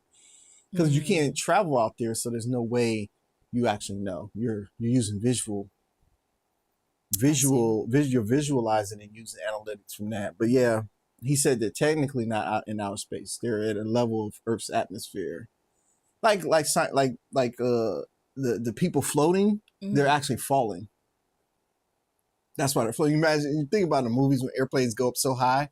And they start to go and people become weightless. Oh, it's because they're falling. Okay. So we think, oh no, gravity is why you're floating. No, they're actually falling. when we not in movies, but when we see them, it's always they're always falling. Oh, that makes sense. Yes, that makes that's a lot why of they're sense. weightless. Yeah, just like they do it in the movies where airplanes go up too high and it starts to go down. People are weightless for a minute and they're floating around because they're falling. Yeah, so it's like that drop zone ride. Yeah. Neil deGrasse said that too. I was like, oh, he's actually telling you stuff, but it's the sci-fi effect that messes us up. Yeah, true. You won't believe it's incredible how much science fiction you apply to real science, and you think that's what it is. It's like them talking about cloning. It's not what science fiction tells you cloning is. It's just a test tube baby that you just use the same genes to create another one, but it's still birth process to it. Yeah, we implement a lot of science. It's called the firmament. The Ocean Gate, is that like Deflate Gate? It says it's called Titan, the Ocean Gate disaster. So I'm like, is that like Deflate Gate? They just put like gate at the end of things that are like, I don't know. Why is that's that? football. Deflategate's football. I know. Yeah, that's what I'm saying. Like, so is it like Ocean Gate? So is there like, why are we putting gate at the end of things? You know? Disaster. Ocean Gate disaster. Is that the real name? Wait. Oh, that's wrong. You're right. Deflate. That's wrong. You know what I'm saying? Yeah. So I'm like, is that a thing? Is that a thing? I think it's a thing. Yep. See? Yep. Okay. Basically. Okay. Okay. Interesting. Well, oh, these lights are too close. Well, see my hat frizzing. That was me and my mom. We were trying to figure it out. Oh, were you? And then you came and you smacked the orange light off. So I was like, you know what? I turned it on, actually. We're just gonna be pale. Watergate. Yeah, I messed this thing. I gotta redo it. Y'all moved everything, my lights on and stuff. Me and Chet had this working. And why would you want to go like to attempted voyage? Yeah, I don't know why you would want to go see the remains of the Titanic. Anyways, like they actually don't know where it's at, right? No, they do. No, the real question is, oh, this is all jacked up. Hi, what'd y'all do? Nothing. This isn't supposed to be here. Me and Chet had this worked out. We didn't do anything. You just started moving it. No, it's not supposed to be. We didn't do it. You guys did do Mama, something. we didn't do it. Oh. We are innocent. The blinds are open. Yeah, it got brighter. Like the sun, like. Yeah. See, he was trying to blame us, Mama. I think we close it. Is it make you more pale than what you are? She said, "Oops, gate." You know the Baba get darker than you. Like, yeah, she got a little tan on her. Baba look hecka pale compared to you. I was like, oh, Baba, her pigmentation kick in. I've been getting her outside at the beach and the parks. No, it's the Y. It's the Y. You can't tell them about that YMCA. Oh. Yeah, I've been having. She was like sun kissed all in here. Oh. I bet she loves it too because she gets to play and run around and like Snagglepuss. I know, oh, my poor baby. I don't know. I thought she had already lost one of them. So to see both of them gone, I'm like, and her birthday's next weekend. Oh, those pictures are about to be crazy. No, my thing with Titanic is why didn't you pulled it up? Yeah, that's the only thing I think about. Is like, yeah, forget going to see it. Pull it up. So I feel like they don't know where it's at, or it never existed. I think that would be a great historical thing, monument to do. Is try to pull it up out the water. They'll probably mess up an ecosystem. Probably such a part of the ecosystem down there now, but pull it up.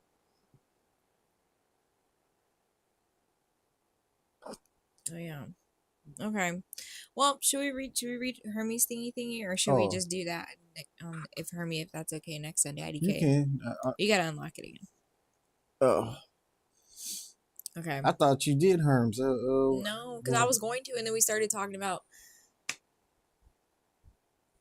It's dark in Florida.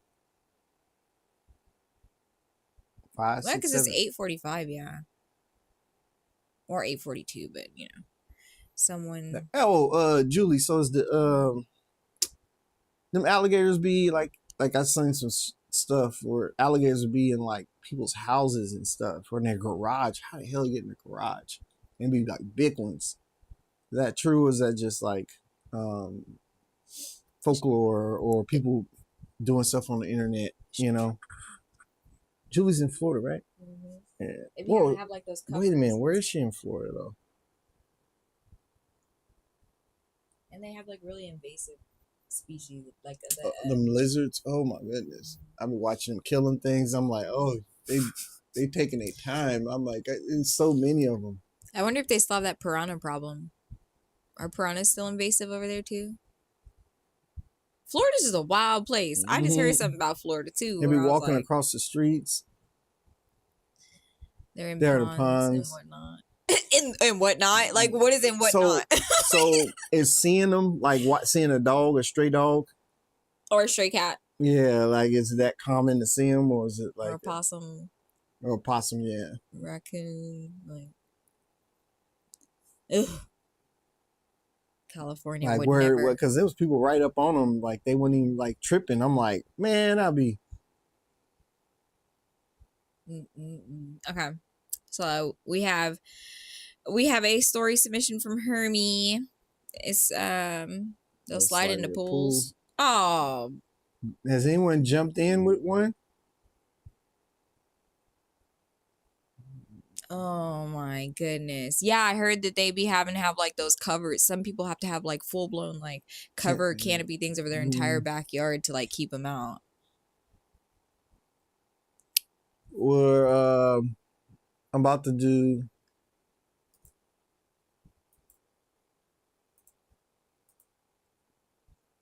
Noah. I like what you said she was atheist, so but it was already I already set up to do Noah. So that's gonna be interesting. Shangri-La. Freddie Gibbs has a song called that. This is all on deck. It's Dean. I'm surprised you didn't do that without me. Just over here doing stuff. Just over here doing stuff, y'all. And then talking smack on the videos. Miss Dean is your girl. So I can't do it without you. Go ahead. Would you go do Bohemian Rhapsody without me? You don't get it. Just like you did the Michael B. Jordan movie without me. And I had literally just watched the original to that too. So I could have definitely have, but it's cool. It's cool though. Hey. Okay. So we have a story submission from Hermie. It's actually from like last week, so but we'll get around to it now. So we have the story behind the music group The Temptations. Okay. So, absolutely, The Temptations have one of the most dramatic stories in American music, full of incredible success, internal conflict, addiction, deaths, changing lineups, and ultimately a remarkable legacy.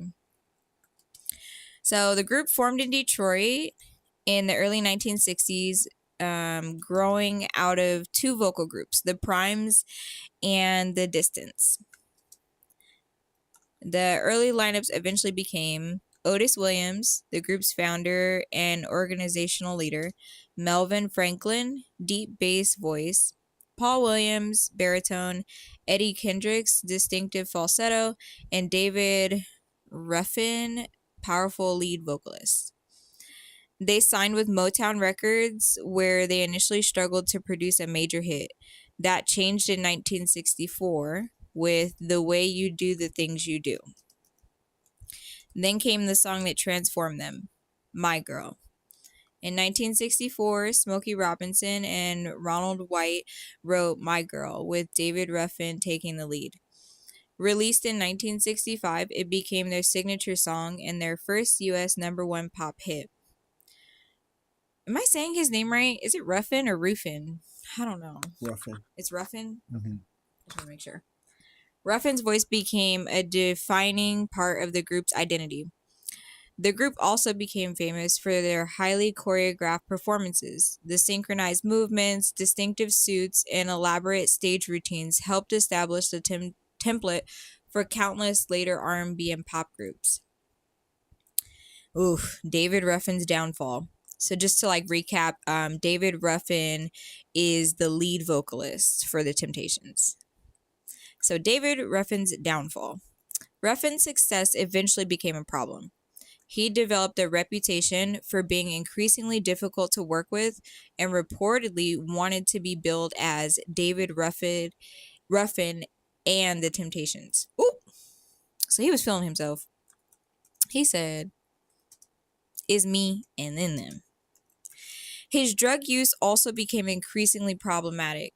In 1968, the group fired him. That was a major turning point. Then came Dennis Edwards. The Temptations brought in Dennis Edwards, who had a very different vocal style. And then they released something completely unexpected, Cloud 9. Instead of the polished romantic songs they were famous for, Motown producer Norman Whitfield pushed them towards psychedelic soul. The result was groundbreaking. Songs such as Cloud 9, I Can't Get Next to You, Ball of Confusion, Papa Was a Rolling Stone gave the Temptations a much harder, socially conscious sound. Real quick, do y'all know how many albums the Temptations have?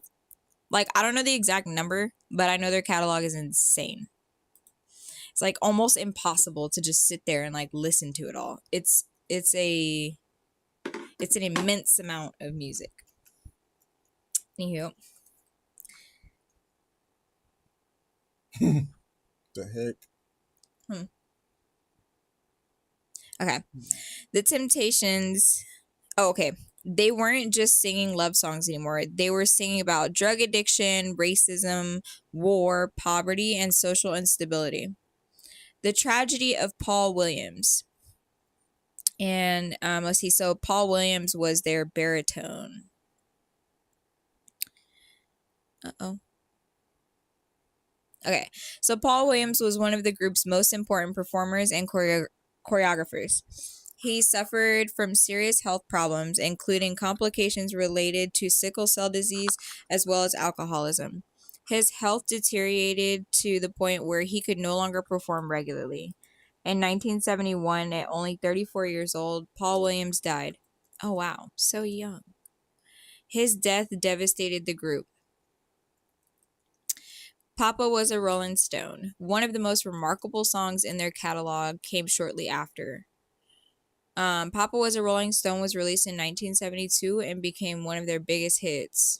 Dennis Edwards sang the lead, but there was reportedly considerable conflict over the song's production and lyrics. The song's father is portrayed as a deeply flawed, absent man, and its theme of abandonment and family trauma made it much darker than the group's earlier material. And yet, it still won 3 Grammy Awards.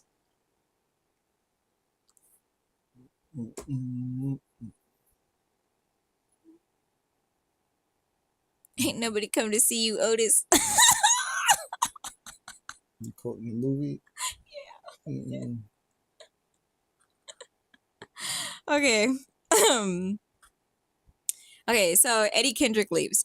Another major change happened in 1971 when Eddie Kendricks left the group. Kendricks had been... Who's Eddie Kendricks again? Let's double check this. So Eddie Kendricks, he's the falsetto. Okay. Oh, so he's back there. Okay. That was really terrible, guys. Sorry. Where was I? Okay. Another major change happened in 1971 when Eddie Kendricks left the group. Kendricks had been one of their most recognizable voices, particularly on songs such as Just My Imagination, Running Away with Me. He went on to have a successful solo career, including the huge hit Keep On Truckin'. At this point, the Temptations were no longer the group that had recorded My Girl. David Ruffin's tragic ending. Ironically, the man whose voice had helped make the Temptations famous ended up having a very troubled solo career. Ruffin struggled with drug addiction and financial problems, although he continued recording and performing. He died in 1991 at age 50. Melvin Franklin, the group's legendary bass singer and one of its longest serving members, continued performing with Otis Williams. Franklin's health declined during the 1990s and he died in 1995 at age 52. Otis Williams. Otis Williams has remained the constant member of the Temptations. Everyone else in the classic lineup eventually left or died, but Williams continued leading the group through generations of lineup changes. He's essentially the keeper of the Temptations' legacy. How ironic is that? Okay. In 1998, their story became the television miniseries The Temptations, based largely on Otis Williams' memoir. It dramatized the rise of the group, their relationships, conflicts, drug problems, departures, and deaths. It's worth watching because it gives you a sense of just how extraordinary and heartbreaking the group's history was. One caveat was the miniseries is a dramatization, not a documentary. Some events, timelines, and interpersonal conflicts were simplified or altered for television. The Temptations weren't simply a successful Motown group. They helped change what made they changed what a male vocal group could be. They went from polished suits, synchronized choreography, and romantic songs to psychedelic soul, social commentary, and theatrical performances. They also influenced generations of R&B, soul, funk, and pop performers. And their story is particularly uh special because the voices you heard on their greatest records belong to men whose lives went in dramatically different directions. If you'd like, oh, yeah, that's the end of that. I was about to read like where it has what chat was saying. If you'd like, I could also tell you about. I almost read that. Interesting. Yeah, they have heck of music. Where somebody said how much music they put out. I think it was Hermie. But I remember one time I have a couple of vinyl from the Temptations.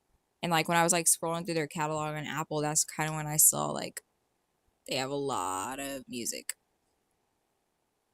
Like a ton. What are you looking up? Oh yeah, see? Yeah. What? He said 40 between 43 and 66 albums. Yeah, they have a heck of music.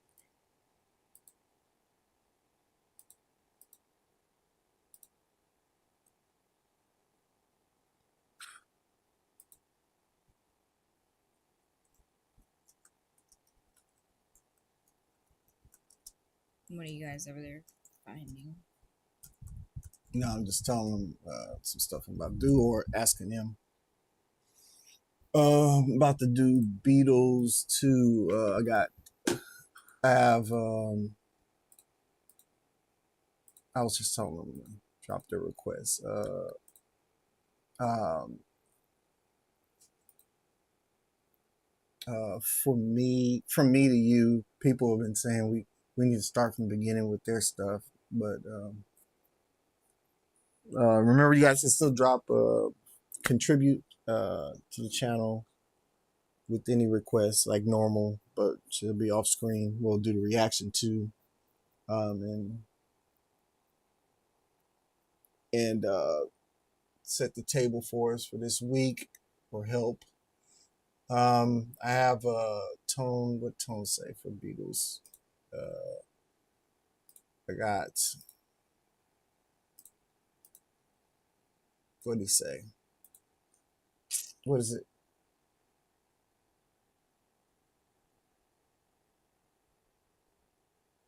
Something. I could have said something. The Beatles something. Okay, got you on that one.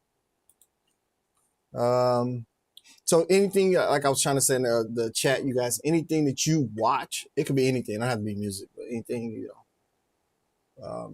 can drop. Hey, I want y'all to react to this. I'll be watching this. Type of thing. Oh, did you see he said something about a super chat request for Eddie Kendrick's song?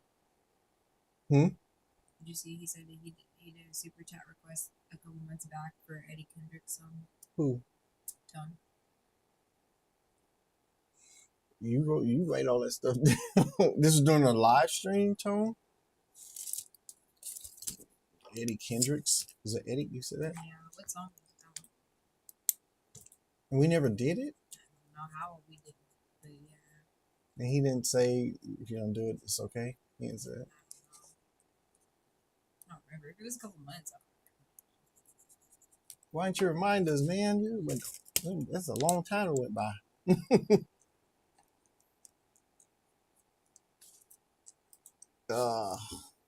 It's a long time.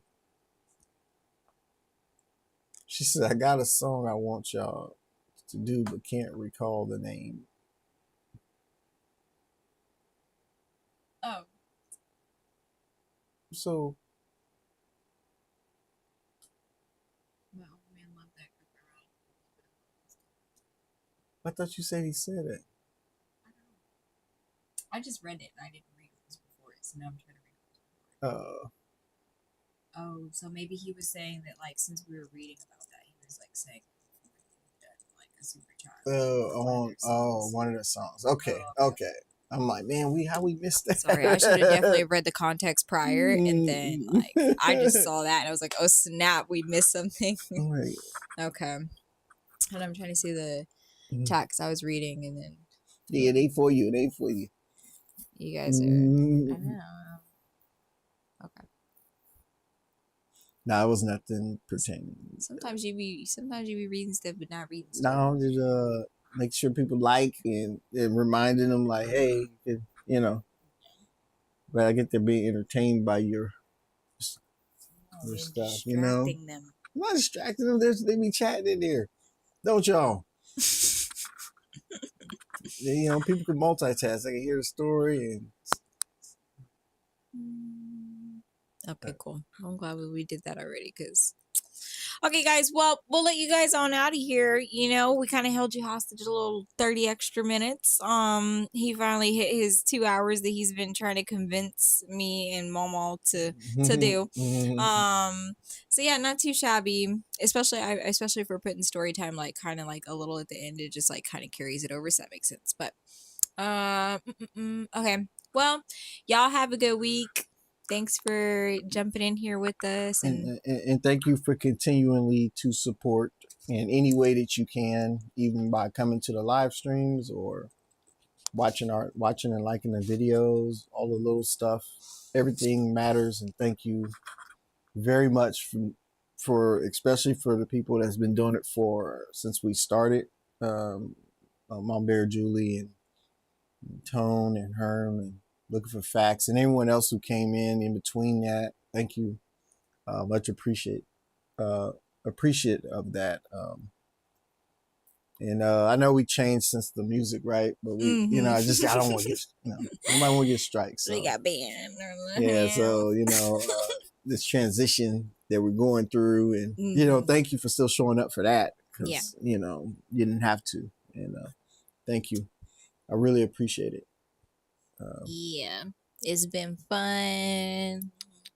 And don't forget, if you have any conspiracy theories, trivia, like story time, fun facts, whatever, please send it to the email. What's your email? I don't know. And more importantly, the things that you react to, there are the things that you want us to react to. Let us know. I think it's Lee. Yeah, he'll put the email in the chat for you guys.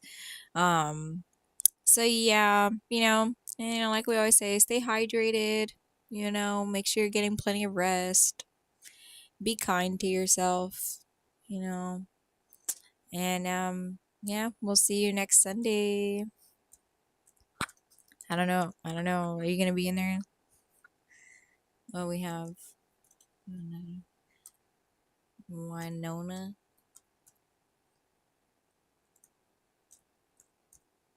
Okay, we got a super chat from Julie. Thank you, Miss Julie.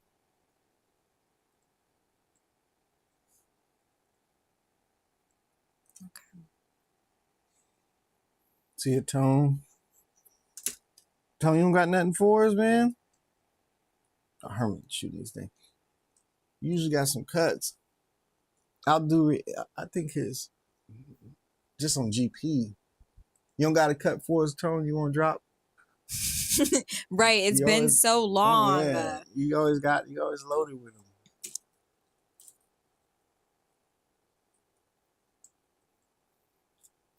Most definitely do. Tone, do you like Olivia Dean? I think he gone. Oh, well, Yeah. I'll ask next Sunday. If he watches, he'll see. Okay. Live Okay. version. I Okay, got it's you. wearing orange sweater. All right. I'll get it up now. All right, y'all. Peace out. What's the name of the song? Winona Ryder. That was yesterday. Winona. What? Dang, I didn't mess her name up already.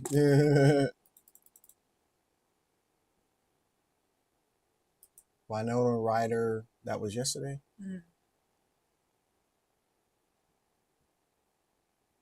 Oh, she's an actress.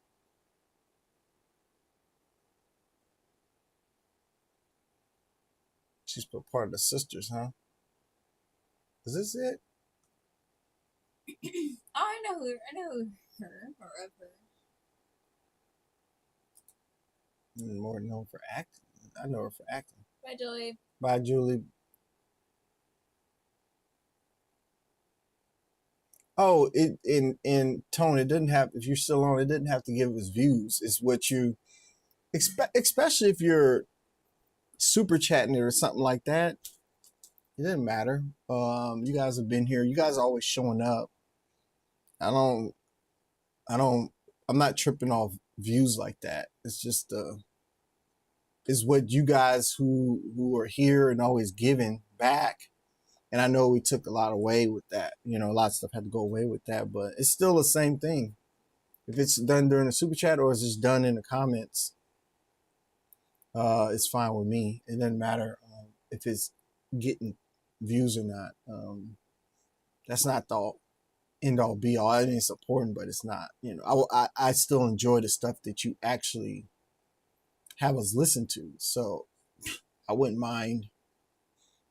You know, I don't mind doing the reaction to it. And you gotta remember too, at some point people tune in for your reaction. So they might just click on the song and it's like, oh, I like when they do reactions. And there's billions of people in the world. Somebody ain't the, you know, me and you ain't the only ones that like a certain song. You know, they'll catch at some point.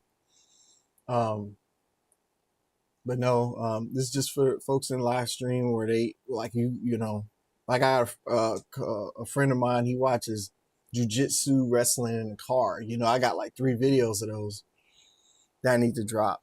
You know, I don't think about the views in it. I just think it's interesting. And it's sports videos. You know, it's a genre that I do. So sports video. I heck, it's a pillow fighting one. I haven't done that one, but they done pillow fighting. Like me, especially with my movie stuff. You know, even when I do trailers, there's not the most popular movies every time I'm doing a movie, you know, a reaction to. It's just movies that I find that looks kind of interesting. Like, oh, this looks. Let me see the trailer for this one and do a reaction to it. You know, yeah, I don't always go for the big bang. It's good when you guys drop gems, right? That's all. That's always good, but it's not. It's not. It's not everything for me. I'm not thirsty for that. You know, I'm a slow growth, so I don't mind. You know what I mean? Building my own lane with what makes me feel comfortable. That's more or less what me is. Is whatever makes me feel comfortable. If it's too, I won't do it. You know, and if it's well, oh, this is interesting. I'll do it. It doesn't matter. You know, so yeah, you guys don't ever. I'm not asking for what's popular. You know, necessarily. I'm just saying what do you like and what do you think I should do. Um, you know, I mean, all right. So I'm gonna get out because Kayla left. And we will see you. And thank you again. Um, and I'm gonna start recording or reacting to a lot of this stuff. Hopefully, she'll join me. If she doesn't, she can't be mad. All right. So